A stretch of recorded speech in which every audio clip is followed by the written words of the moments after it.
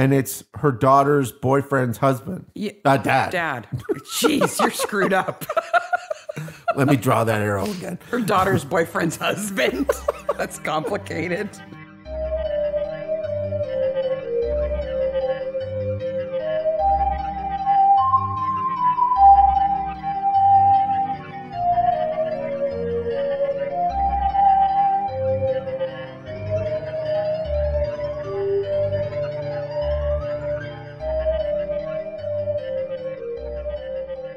Hey, Maniacs. Hey, Maniacs. It's Midsomer Maniacs.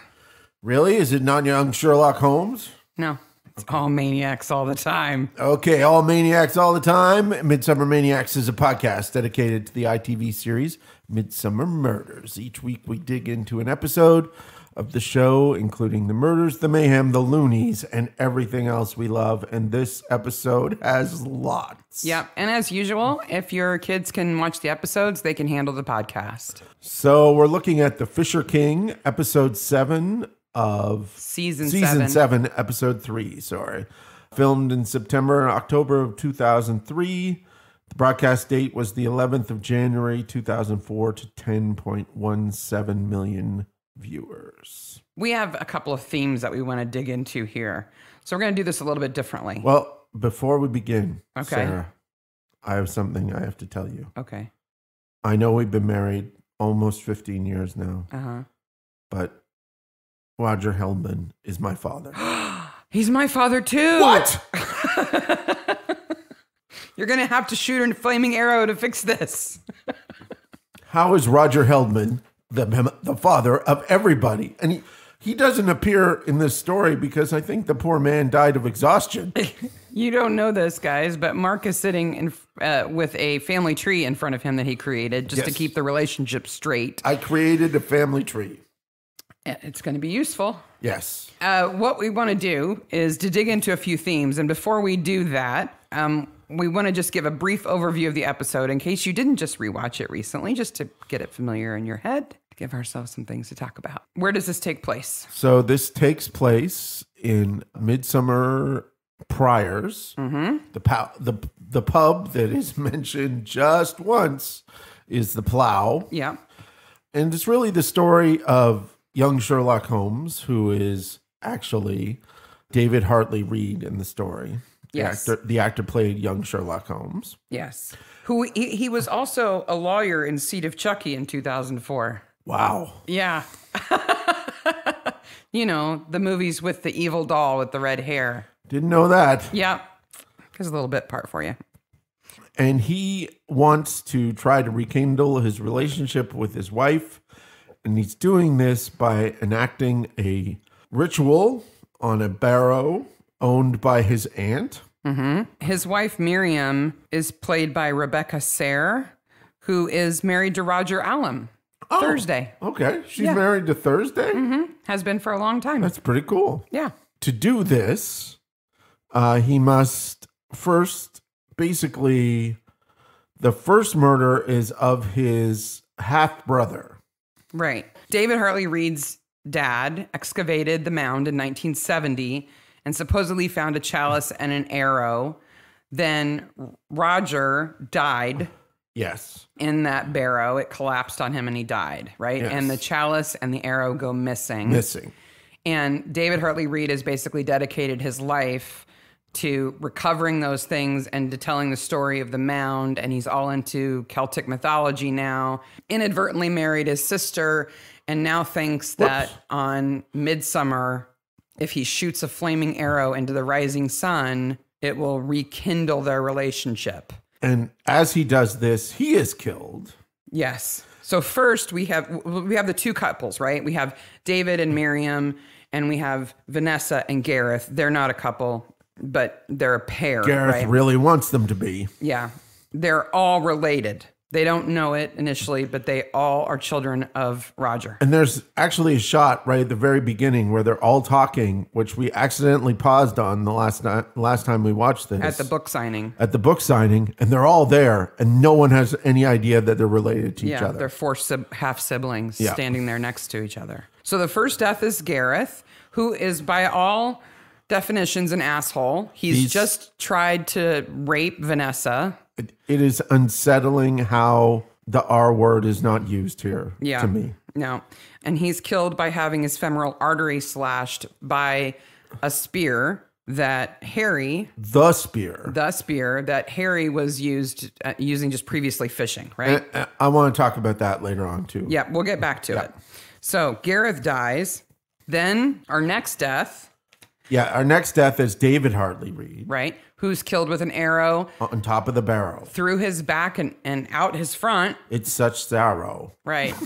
He shoots the flaming arrow into the sun, and just as it leaves his bow, an arrow comes from behind him, boom, right through him. No one looks left. Apparently, they have a problem looking left. I don't know why they didn't just look left for the guy with the bow, but he rolls down the barrow, and he's dead. He's dead.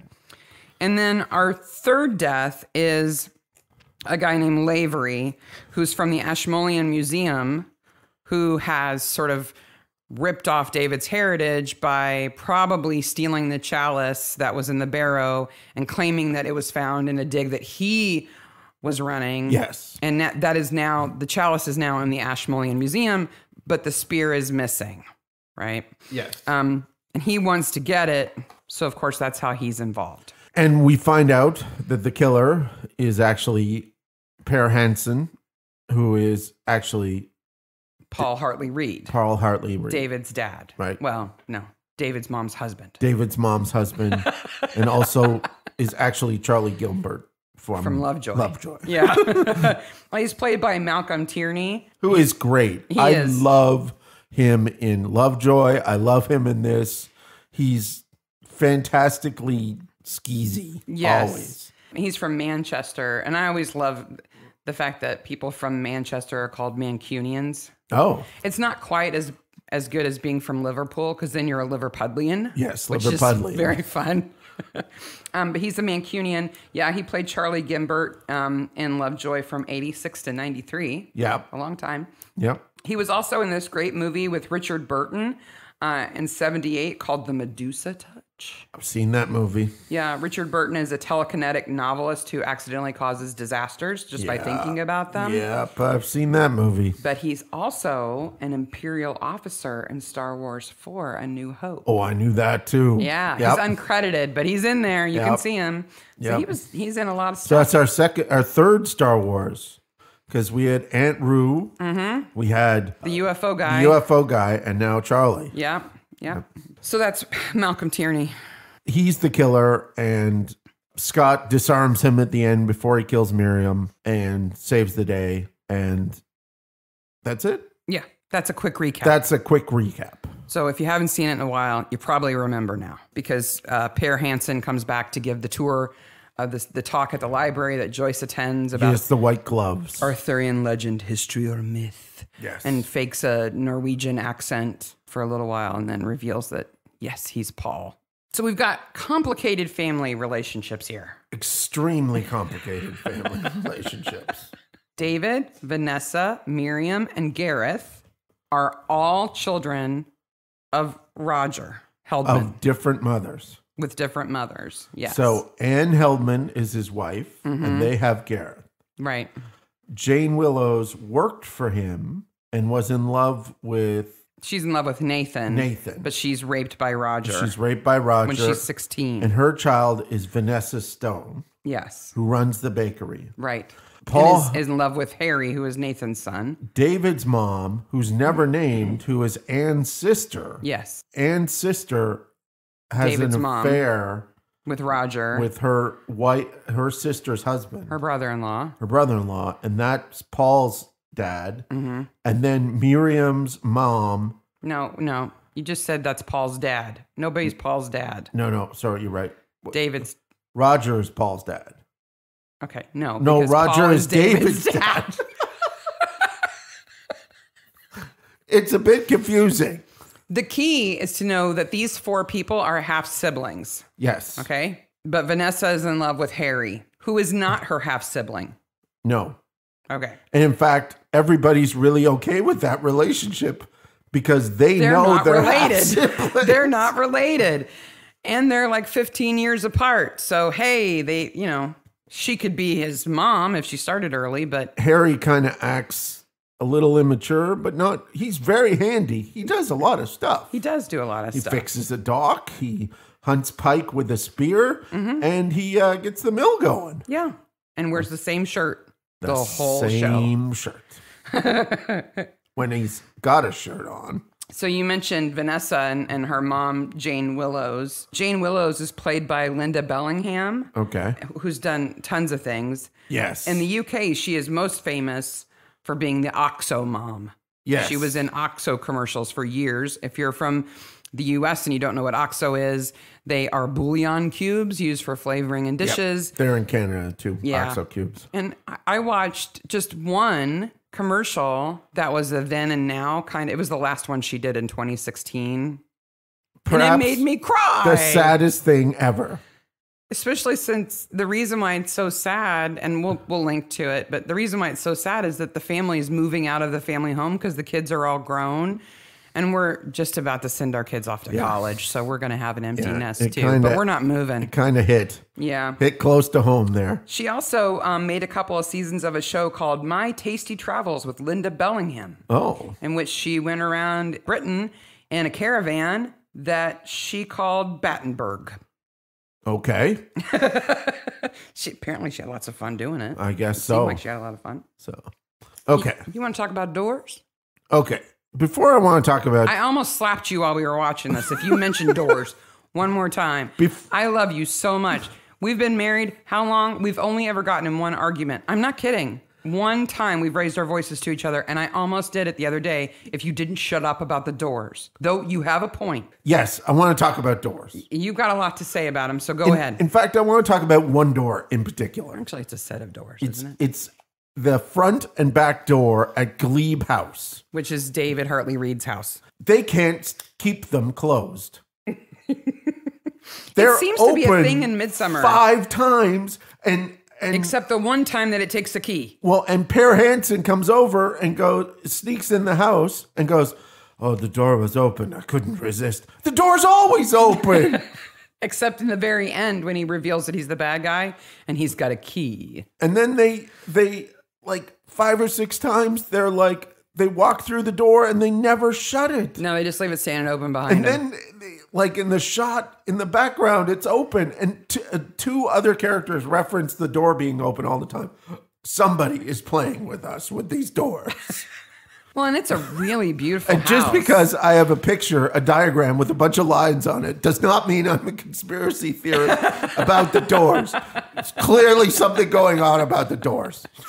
Well, and so it's a beautiful house. It's a stone house. It's just gorgeous. So there's an outside door that is obviously added later, right? And the interior door is the period door. Right inside the front door is David's awesome hobby room. Yeah, so David's awesome hobby room has arrows in it, fly fishing equipment, and there was something... Skis. There's a bike. There are targets for the arrows. Like just right inside the door. Man cave.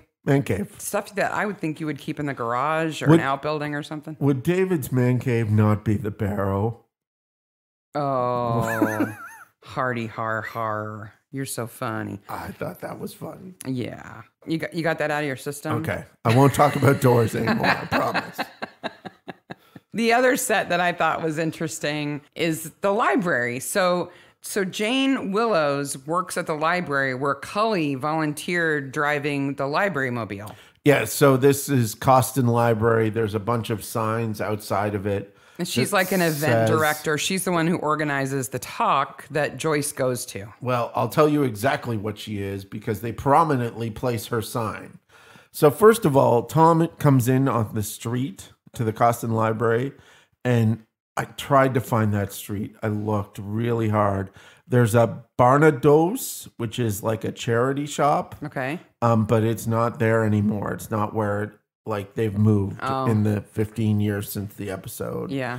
I don't know where it is. It's obviously somewhere in Oxfordshire, but I couldn't figure out where. There's a sign that says Costin Library, Monday through Saturday, 9:30, and it closes at various times. And then there's notes about office out of hours returns. So now they do this thing with Jane to make sure that we know that she is the arts officer, right? Mm-hmm. She tells Joyce she's the arts officer. Mm-hmm. She runs the talk with Pear as the arts officer. Mm-hmm.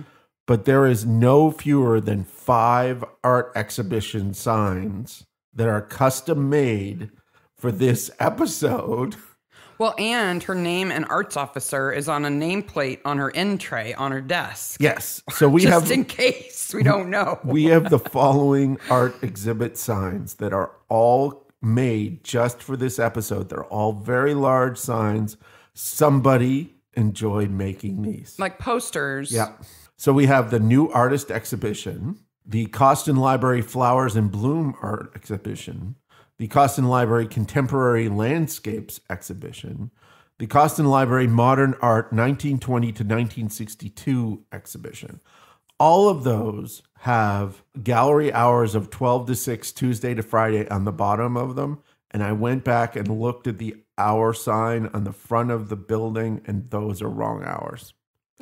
So the art gallery is apparently opened at different times than the library. Oh, okay. That's not horrible. It's not horrible, but it's not like don't touch anything in this set sign. Yeah. But it is definitely interesting. But they're using those signs to show us that of all the things she's done. Yeah. Which again makes me ask how long Vanessa and Jane have been in town. Yeah, because we get the impression that Jane lives in Costin, but Vanessa lives in Midsomer Prior. And she set up a bakery. But all this time, Jane has not seen Nathan, who she's been in love with since she was 16. And it's her daughter's boyfriend's husband. Yeah, Dad. Dad. Jeez, you're screwed up. Let me draw that arrow again. Her daughter's boyfriend's husband. That's complicated. The mill is also interesting, and I actually think it's 2 different buildings. One is a working mill. So Nathan and Harry live in the mill, right? And Vanessa's trying to get the mill. Anne owns it. Yeah. But Nathan and Harry live at the mill house. Yes. Which is attached to the mill itself. Yes. Which is working, apparently. Is a working mill. It made me wonder if this is the same mill that they use in the episode that Thursday's in. When they're talking about renovating a mill. They never go to that mill. Oh, they don't ever show it? They never show that mill. I thought they walked past it once. But I was waiting for them to drop something that said, like, somebody tried to renovate it a few years ago, but he was loony. Yeah. So it just made me think of Restoration Man, that episode where that couple buys a mill and they're trying to renovate it and make it work again. And how troublesome it is. And the fact that this mill is still operating is pretty impressive. They are amazing pre-industrial factories. Yeah. That's what they are. And I guess Vanessa wants to buy it and fix it up, maybe to grind flour for her bakery. I don't know why else she would want it. I guess so. She has 2 kinds of bakery flour, by the way, for sale. It's called Stone's Mill. It's called Stone's Flour. There's whole wheat and regular. Oh, that's good. I'm glad you noticed They made packages for both of them. All I know is I don't want bread from a bakery where somebody touches it as much as she touches that bread. God, she's got her hands all over it. It's like touch, squeeze, squeeze, squish, squish. She's worse than Noel from the last episode touching the cake. That's true. Touchy, touch, touch. So Nathan Green, who is Harry's dad, is played by Jim Carter. Who is well recognized. You just called him Big Brows the whole time. He's married to Imelda Staunton, who plays Mrs. Umbridge in Harry Potter. Yep. She's also the sinning wife in Dead Man's 11. Yes. They are well married. I think I put a picture of them in They've been married for a long show time. notes for that. And they've been married for a long time, and he's been in everything too. Here's just a taste. The favorites among the stuff that he's done.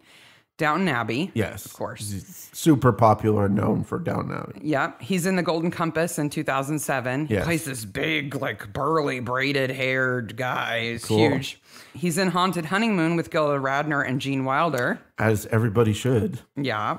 He's in Grave Indiscretion with Sting from 1995. My favorite, though. Yes. My 2 favorite of Jim Carter's roles. Okay. My personal, right? You could argue, but my personal 2 favorites. He plays the French spy in Top Secret with Val Kilmer. Yes, he does. And has the most outrageous French accent and wears a beret the whole time. Fantastic. That movie is underappreciated. It's like real genius. Yeah. It's very smart. It's very funny and very fast. Yes. It's very fast.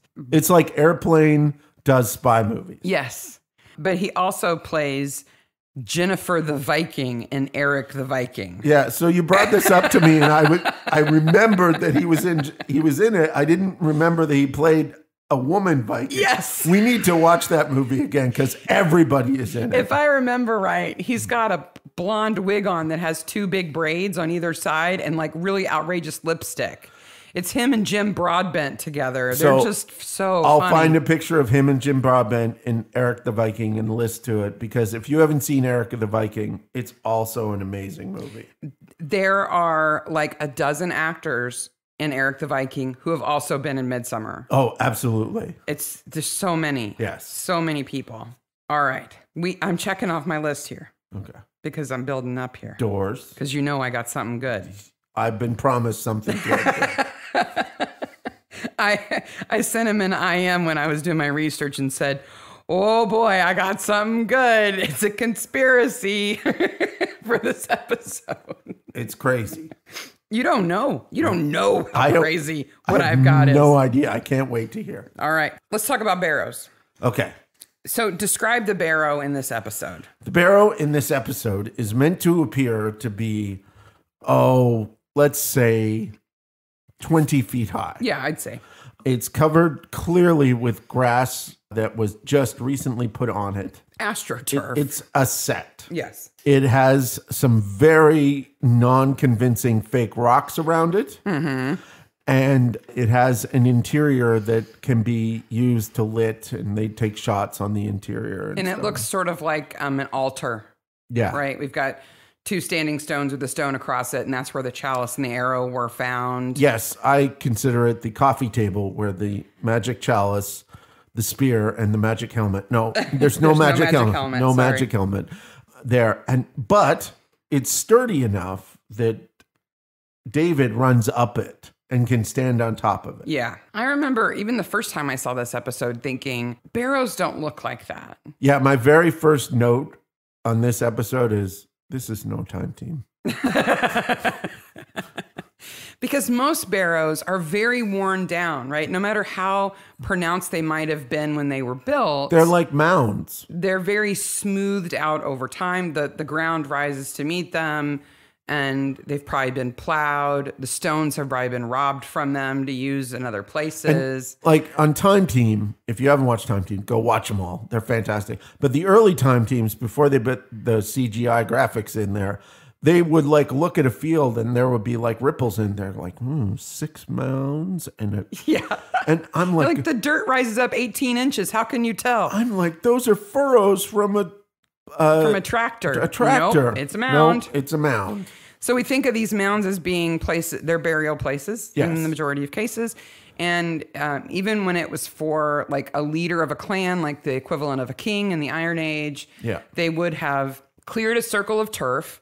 They would have dug a ditch around it. That's kind of a symbolic separation of the sacred space on the inside and the common space on the outside. And then they would dig a hole in the middle. Sometimes they would line it with clay or with wood or stone, put the leader's body in there with ceremonial goods. Then they would have a big feast, a big dinner that they would serve around the mound, and then they would cover it. Okay. Right? Yeah.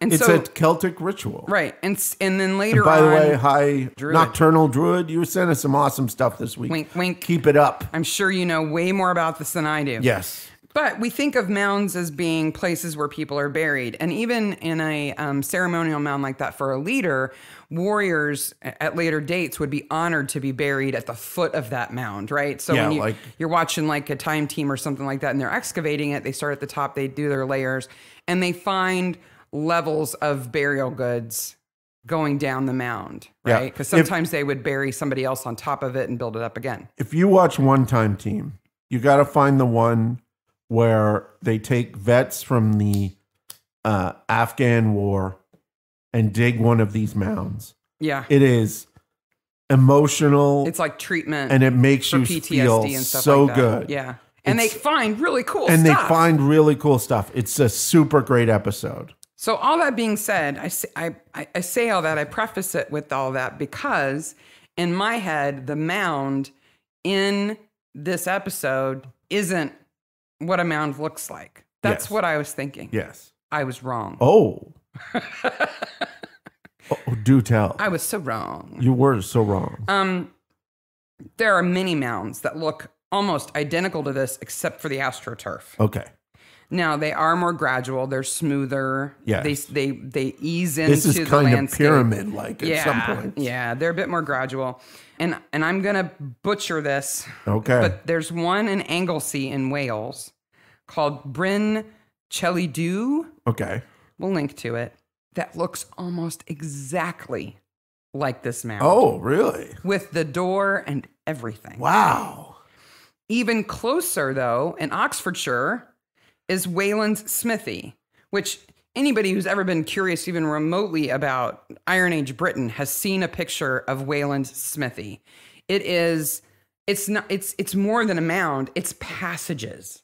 Yes. It's like a mound over a bunch of stone passages. It almost looks like a catacomb built into a mound. It has a gateway and everything, these big standing stones that are part of the architecture. Yeah, the first time I went to England, I went to a place I think it was in Cornwall called Carnenifagu that was like that. So I thought this mound, it's super fake. It's so obvious. And it's true that the stones that form kind of the doorway would have been covered with earth. Yes. So it has been excavated to reveal those. Okay. But otherwise, maybe we're wrong. There's nothing wrong with this mound other than the fact that it's a little bit too pronounced. It's covered with plastic turf. It's clearly got some ribs showing in it, like 2x4 or something. And it's surrounded by fake rocks. Yeah. But the design of it is pretty authentic. They do a great job on those fake rocks. Big fake rocks are hard to make. They Having made some, great job on. But if this place actually existed, it would rival Stonehenge in terms of popularity. It would have been excavated long before 1970. I can tell you that. Where you have corduroys and jean shirts. Some antiquarian doodah would have dug it up way before. Done that. Yeah.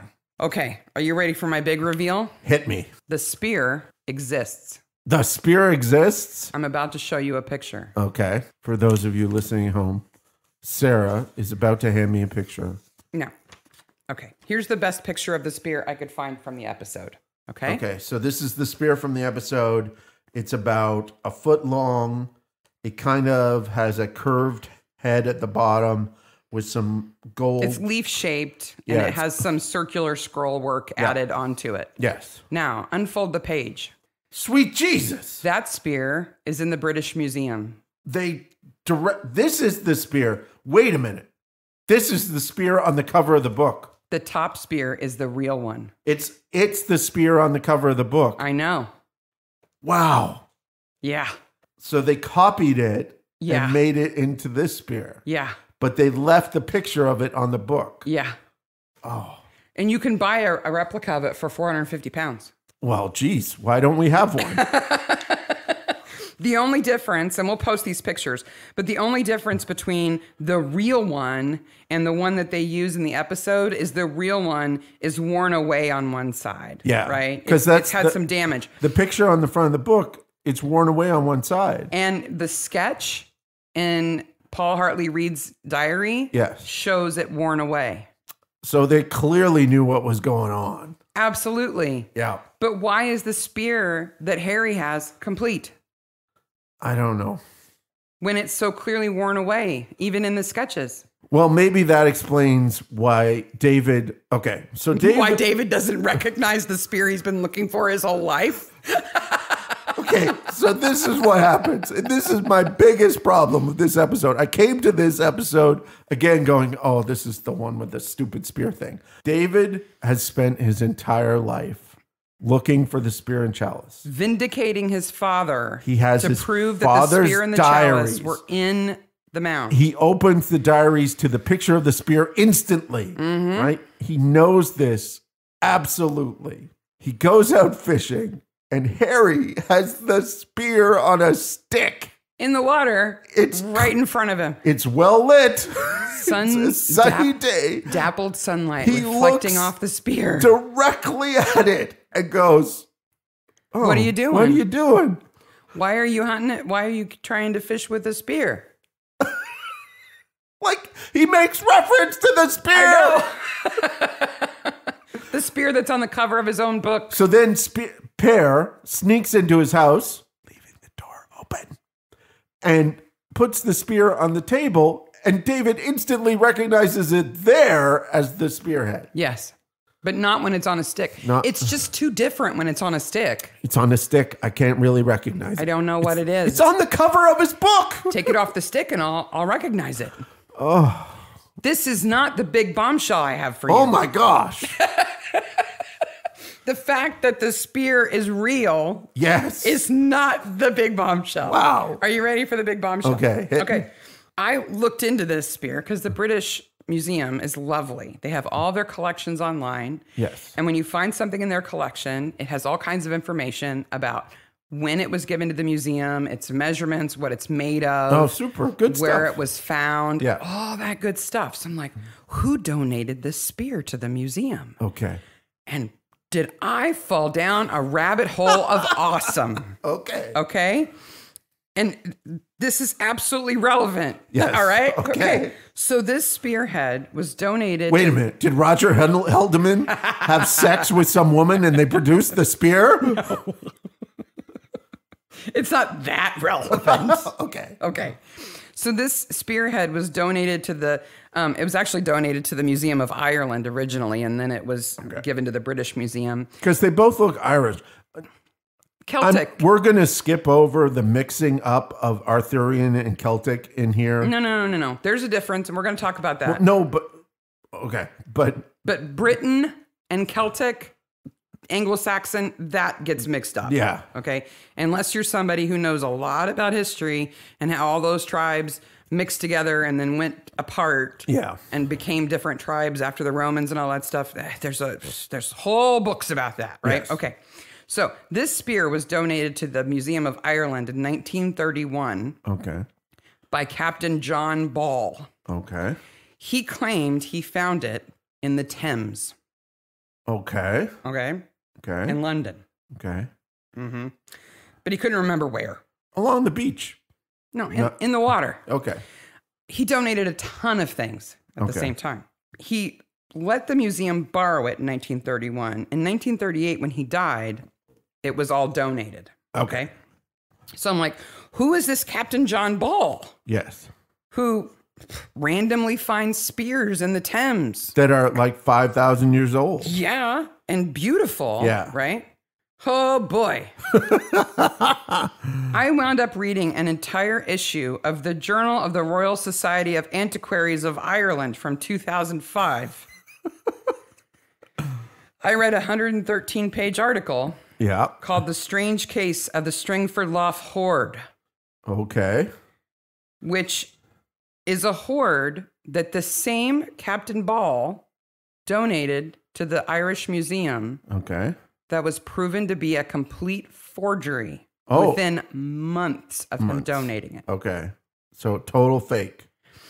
This guy started out as a mechanical engineer, went into the RAF in World War I, came out of that as a captain, became the biggest armaments dealer in the UK by buying all the leftover armaments after World War I because there wasn't going to be another war. It's not going to be another war. And then sold them back to his own government, right? He bought them at pennies on the dollar and then sold them back for World War II. He must have, I know in World War II there were war profiteering laws. Well, he figured out a way around them. Yeah. Because when he died, his estate was worth over $4 million in today's money. Damn. But the beautiful thing, the thing I was most interested in, is the same guy who donated this beautiful spearhead that has been authenticated, that is real, started out by donating shit that he made in his shed. Well, and the episode referenced Piltdown Man. Do you know Piltdown Man? Yeah, and it's a complete hoax too. Yeah, so Piltdown Man is a Royal Academy hoax where they were trying to find Darwin's missing link. And this one dude found a skull that he says was the missing link, but turned out to be a human skull and an orangutan jawbone. And that he put together. And in one of the greatest moments of trickery and hoaxing, one of the Royal Society people who bought this hook, line, and sinker said this would really be proven if we had a tooth. And like 3 weeks later, the same guy shows up again and goes, I found a tooth. I found a tooth. Just happened to, find one. What do you know? It's a coinkadink. So this guy Ball, he comes back. His first job is he becomes a chauffeur to Lord Londonderry, right? Okay. And they live, he works for Lord Londonderry. They live at an estate, outside. And Ball puts this ad in the newspaper that says, cut this out. It may be worth money to you someday. That's what it says at the top. Okay. And that he will buy all finds from plows, from fields, whatever. If somebody finds something, he'll buy it. Okay. Because this is before the antiquarian fines laws in the UK, where you have to call the museum and have it, authenticated. And all like that if you're a treasure hunter or a detectorist in England and you find something of significance, if you find a hoard, which is more than 5 coins, or a piece of jewelry, I think, you got to call a museum. Right.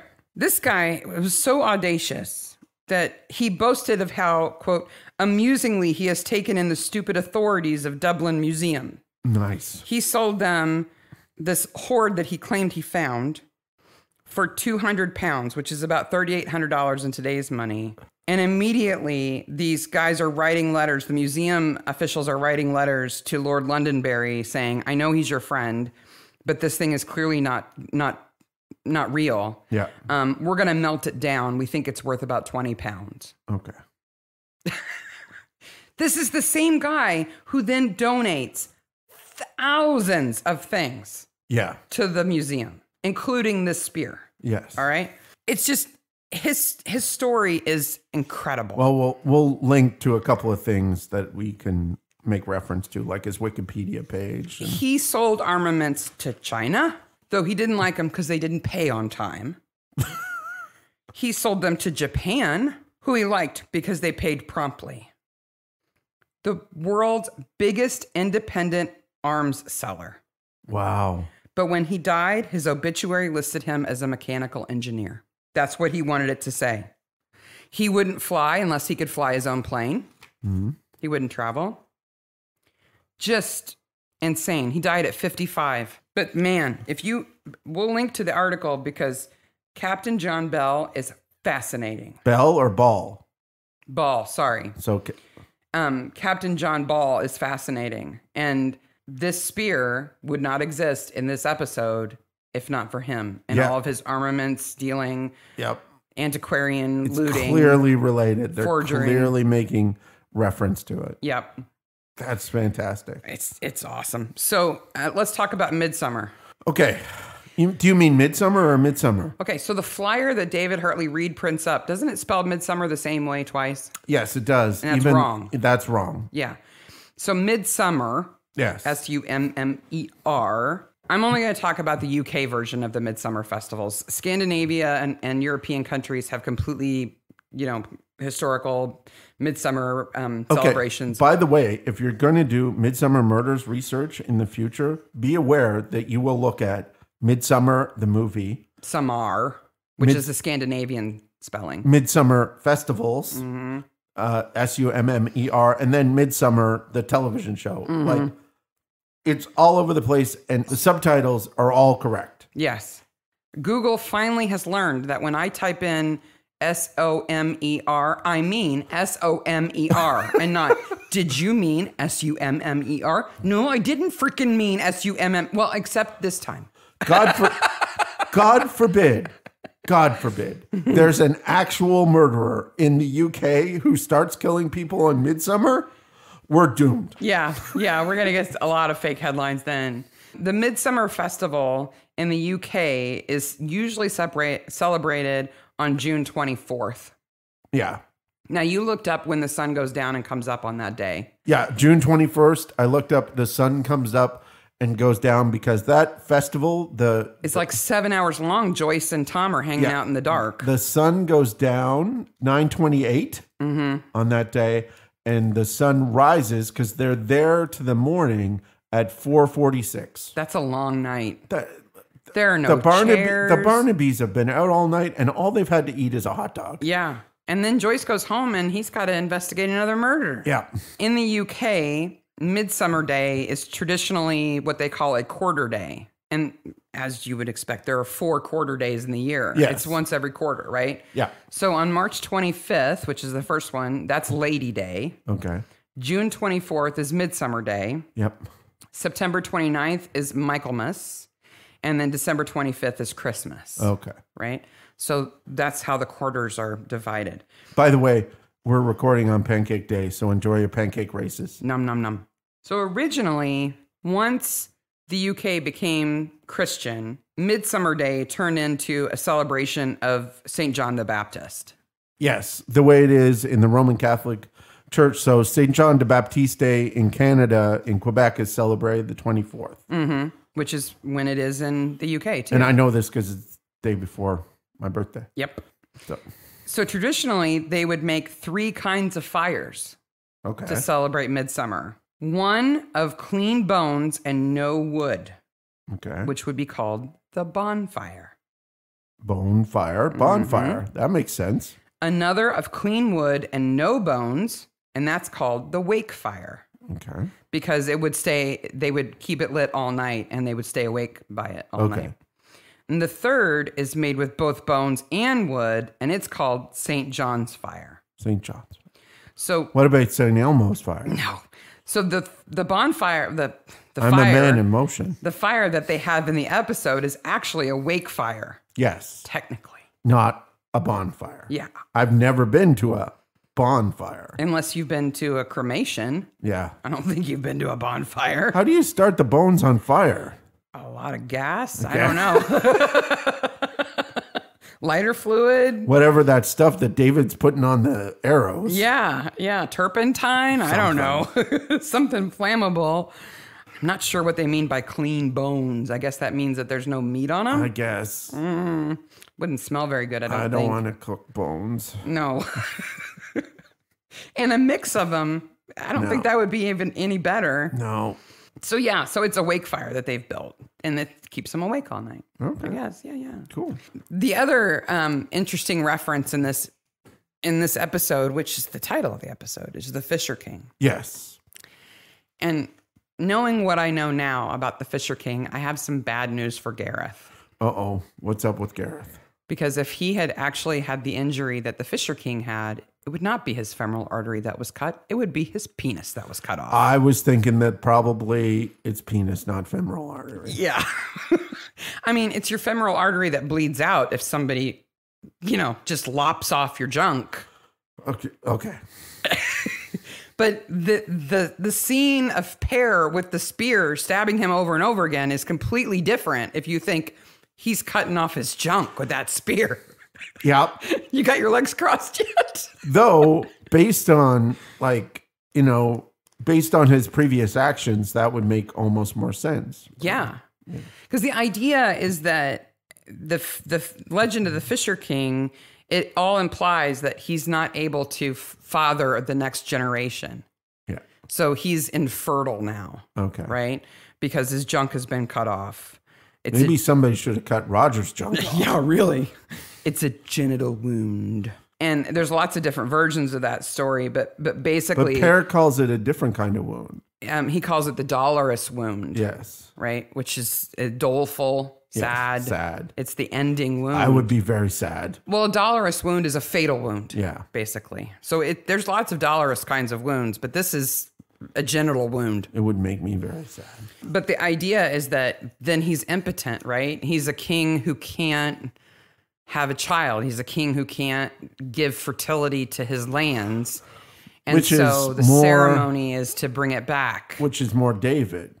Yes. Though David's not actually infertile. He's just not married to his sister. Yeah.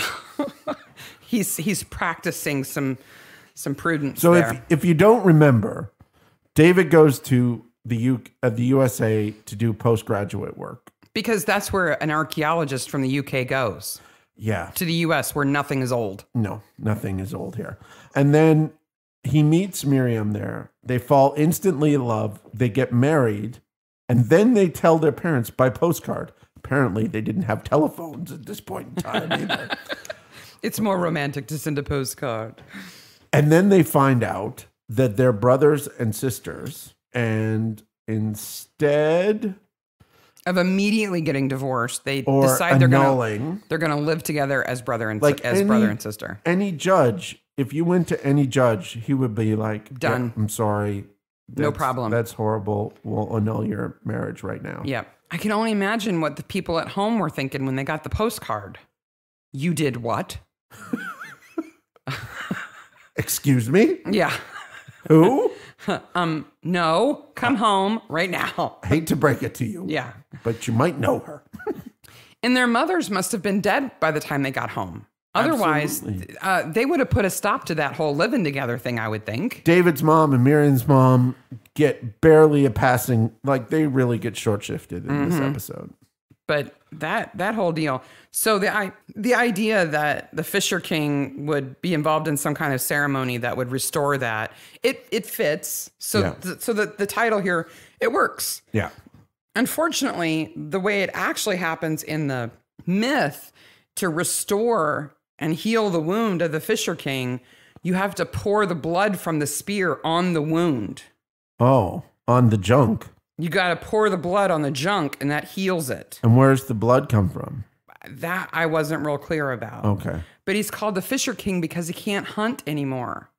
Yeah. He just sits in a boat and goes fishing. And if you go visit him, you can go fishing with him. So you need junk to hunt? Yeah. How good are you going to be at running around if your junk's been lopped off? I suppose. I think you're going to slow down a little bit. I guess so. I guess you lose the killer instinct. Without, the antibiotics and all that stuff to help you heal. I think you'd be a little slowed down. I guess. I don't really want to experiment with that. So Gareth should have had his junk cut off, and David clearly does not understand the whole myth and how he's going to fix this thing. I could find no reference to a flaming arrow into the sun to fix problems. Well, it's clearly what you need to do. Well, he's obsessed. He is. He's driven mad. His sister is absolutely right. Like, at first you feel like, oh, poor David's kind of a hippie guy. But then you really realize that because of his unrequited love for his sister, he's been driven mad. He's nuts. He's obsessed with fixing it. Yeah. And fixing it is not dissolving the marriage. Fixing it is somehow making her not his sister. Yeah. Which he thinks he's going to be able to do magically. Well, and everybody knows that that's not possible. When she throws that dollar store ring in the river. Wow, that's a cheap ring. Wow. It almost bends when she takes it off her finger. It does. But the title makes sense. Yep. Cool. Yeah. The pub should have not been the Plow. It really should have been like, Arthur or something. Well, the bookstore is called the Golden Bough. So. There's another version of this myth that involves cutting off the Fisher King's father's head. Oh. And carrying it around, and it continues to tell entertaining stories and keep people company. Oh. Good on him. Yeah, and his dad was called Bran the Blessed. Like Brian Blessed. It just made me think of Brian Blessed's head. If Brian Blessed's head was still talking after I took it off, I wouldn't be surprised at all. I would carry it around everywhere. Sorry, son, that your junk got cut off. If you're American, okay, everybody in the UK knows who Brian Blessed Oh, is. yes. If you're an American and you don't know who Brian Blessed is, well, first of all, he's the Hawk guy. He's the king of the Hawk guys from Flash Gordon. But he is the very definition of a big, burly British guy who's loud and boisterous and fun. He has a smile that goes literally from one ear to the other. He has the largest mouth I've ever seen, and it's always smiling. And you cannot but fall instantly in love with him. That's the Fisher King. Well, there's a couple of things. So Ashmolean. Oh, yes. So they actually go to the Ashmolean. There's film of Barnaby and Scott going to the Ashmolean. Yep. And they go inside, and it is in the Lavery's office. They also have thousands of Ashmolean posters, but that's clearly not in the Ashmolean. Right. They clearly filmed walking up to it, and that was it. Yeah. Do you know what's at the Ashmolean? Lots of things. Like, do you know a couple of things that you might have an idea of what's there? No. Okay. Well, first of all, Alfred's jewel, yeah, which is talked about in Time Team, is there. Mm-hmm. So this is Alfred the Great's. It's a piece of jewelry that's supposed to be related to him. Mm-hmm. Guy Fawkes' lantern that he had under the House of Parliament is there. Nice. And then there's a crossover with Lewis here. Lewis takes place in Oxford, so that makes sense. So Lewis takes place in Oxford, and they have an episode, I wonder if you remember this, where there's a postcard of a painting sent to them, and it's called The Hunt in the Forest. Oh, uh-huh. That painting is actually at the Ashmolean. I think they also have all of J.R. Tolkien's stuff because he wrote when he was in Oxford. Yes, and they have a very famous apotheosis of Germanicus there also.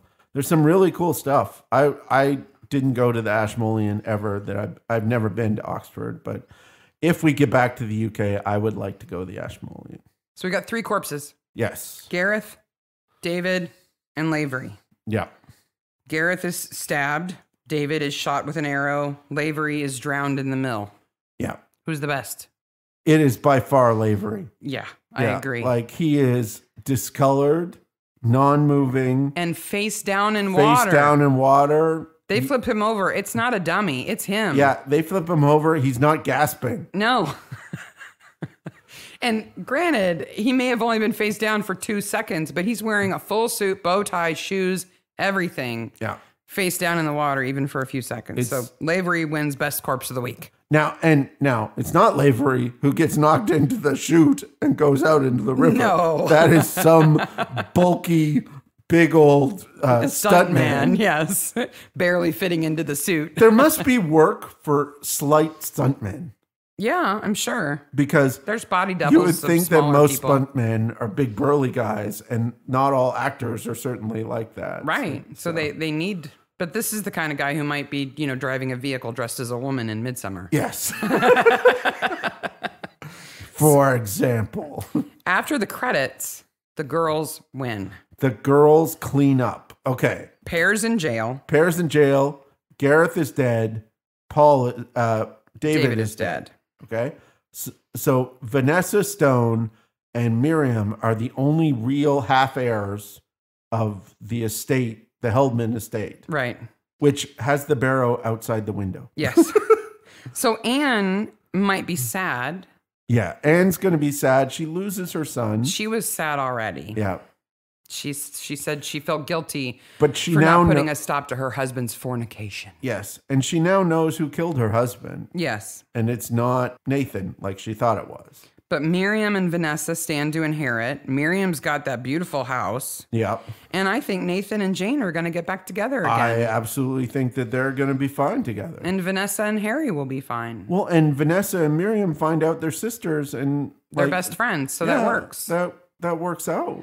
You know who else is best friends? Who? Scott and Harry. Oh my God, what happened? So they learned to juggle together. Scott goes to have a drink with Harry to ply him for information. And next thing we see, the two of them together juggling at hippie night. I'm like, what are you, best friends now? And then when Lavery is down in the mill, they're like helping each other too. You could do a montage of them to a song like Best Friends. They're like, they seem to juggle all night, by the way. They're totally buddies all night now. Yeah, so Scott's got a friend too. So that's kind of nice. Yes. So that's the Fisher King. Which is a whole lot of craziness. I can't believe that ball stuff. That's amazing that the spear actually exists. We'll post a link to all of it so you can also fall down the rabbit hole that I fell down. Absolutely. Pictures and all that good stuff. What's our next episode? So our next episode is Sins of Commission. It's the author fair episode. Oh, with the horrible woman in the car. That blonde in the convertible playing that same song everywhere she goes, and it's horrible. It is a musically challenging episode. Yes. I'll let you know that. A couple of things. First of all, just today, we set up midsummermaniacs.transistor.fm. And that has all of our episodes on it, and it has all of our show notes on it. So if you're looking, different people online have asked me where to see the show notes. But if you go there, you will see the show notes for every single episode. So that's midsummermaniacs.transistor.fm. Yeah. And that has a featured episode and everything, and that will be automatically updated from now on. So it makes it easier because we do have a website, but I have a million things to do every episode, and putting it up on the website was the last thing. And if you've ever been to our episode, it looks remarkably the same as the Transistor page. I don't mind using the Transistor page. No, it's easier to update. So it's all automatic. But we're also on the Midsomer subreddit. Yes, though there's weird things afoot on the Midsomer subreddit. It hasn't been posted to in a long time, and I'm not sure if anyone can actually post on it right now. Interesting. It's weird. It may We're be also locked on the down. Midsomer Facebook page, the Acorn Facebook page. Yep. And Twitter, Instagram, and our email is midsummermaniacs@gmail.com. And you can leave us a voicemail there too. Yep. So please... Anywhere else we find Maniacs. And then the final thing I want to talk about is I cannot believe all of you constantly, more and more of you listening to our show. It's so exciting. It is unbelievable that the amount of downloads we had Monday because of the episode we dropped is the best by a huge amount. And then it just keeps going. I just am absolutely stunned by everybody. Thank you so much. The social media really picked up this week. We got an answer to our question about where the house was. Oh, the house with the little bridge? Yeah, the house with the little bridge. You put me out of my misery. And a lot of other things. In fact, we were told that there's a red fly swatter that's holding up one of the curtains in the Barnaby's kitchen that we have to watch for. That's interesting. We'll have to look for that. Yep. Never mind that light switch in the middle of the wall that bugs you so much. God, I hate that. It's just so much fun to hear from you guys, to hear your thoughts, to hear your answers to questions, things that you noticed that maybe we didn't notice. You're certainly going to have some information about Barrows and Celtic people and midsummer festivals and all that good stuff. We love to learn from you guys. Absolutely. So keep it coming. This is an episode that also has a ton of extras in it. So if you were on this episode, let us know. Yeah. But would love to hear about anybody's experiences with the show. Yeah. So until next time. Bye, Maniacs. Bye, Maniacs.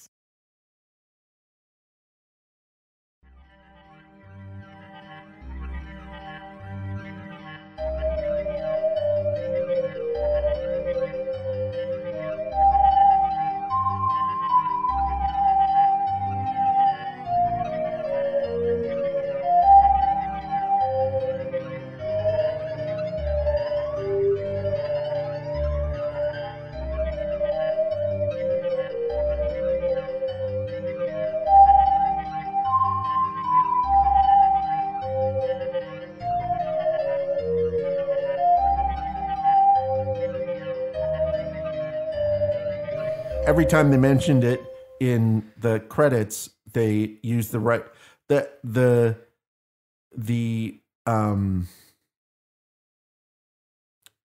stuff at the bottom of the screen. The subtitles?